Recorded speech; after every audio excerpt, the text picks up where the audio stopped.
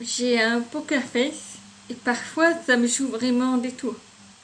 Par exemple, quand un homme me plaît, il peut croire que je ne ressens absolument rien, alors qu'intérieurement je suis timide, troublée, intimidée, juste parce que mon visage et ma voix restent très calmes.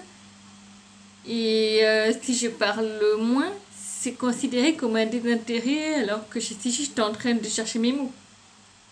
Mais parfois, cette poker face m'a aussi rendu des grands services.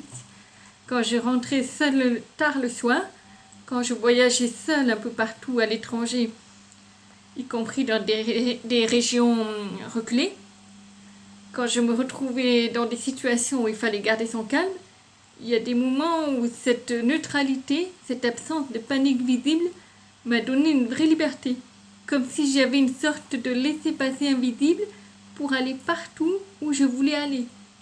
Une fois, il était presque minuit dans une gare. Il n'y avait presque plus personne et j'attendais tranquillement mon train. Et là, un parfait inconnu s'approche de moi. Un homme assez imposant, baraqué. Il me demande Excusez-moi, vous pourriez me donner à boire? Et moi, avec ma poker face la plus totale, je lui réponds simplement, sur un ton très neutre. Il y a un distributeur de boissons de l'autre côté de la gare. Et là, à ma grande surprise, il n'a absolument pas insisté. Il est parti comme si de rien n'était. Donc je me suis dit, soit ma poker face est très efficace, soit il a cru que qu'il venait de demander à boire à la police. Mais ce calme m'a aussi servi dans des situations beaucoup plus sérieuses. Par exemple dans le métro. Il m'est déjà arrivé de voir des personnes imprudentes s'approcher trop près des voies, des gens saouls faire n'importe quoi entre les portes automatiques alors que l'alarme sonnait, ou encore des personnes commençaient à se battre dans une rame. Et dans ce moment-là, j'ai remarqué quelque chose. Beaucoup de gens se fichent. Ils regardent. Ils ne savent pas quoi faire. Ils attendent que quelqu'un d'autre réagisse. Alors que moi, bizarrement, dans ces moments, je deviens très calme. Je ne crie pas. Je ne panique pas. Je ne fais pas de grands gestes. Je pars simplement vers l'autre wagon. J'enclenche l'alarme et j'explique calmement la situation.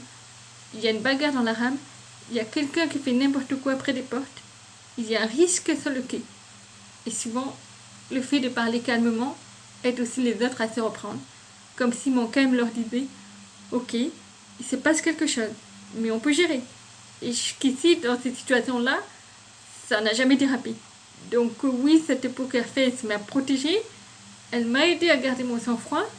Elle m'a donné de la liberté quand je voyageais seule, quand je rentrais tard, quand je devais circuler dans des endroits inconnus. Mais malheureusement, niveau romantique, c'était beaucoup plus compliqué. Parce qu'avec les inconnus insistants, je pouvais être lue comme une policière en civil dans les situations d'urgence. Je pouvais être lue comme quelqu'un de très fiable. Avec les hommes en général, je peux être lue comme une camarade ou une potentielle collègue, collaboratrice. Mais avec un homme qui me plaît vraiment, même quand je fais des efforts, même quand je suis plus douce que d'habitude, même quand je suis plus souriante que d'habitude, plus spontanée, plus chaleureuse, plus proche physiquement, même quand je le veux à l'urine, que je lui fais des compliments, que j'essaie de montrer qu'il compte un peu plus que les autres, je suis parfois encore lue comme simplement gentille, polie, agréable, amicale. Donc ma poker face, c'est un outil très efficace pour traverser le monde. Mais pour traverser le territoire romantique, disons que le GPS capte moins bien. En résumé, avec les inconnus insistants, je peux passer pour une flic, dans le métro pour une personne fiable en situation de crise, avec les hommes sympas pour une camarade, et avec un homme qui me plaît pour une femme très polie, qui n'a apparemment aucune intention particulière. C'est pratique pour survivre, un peu moins pour flirter.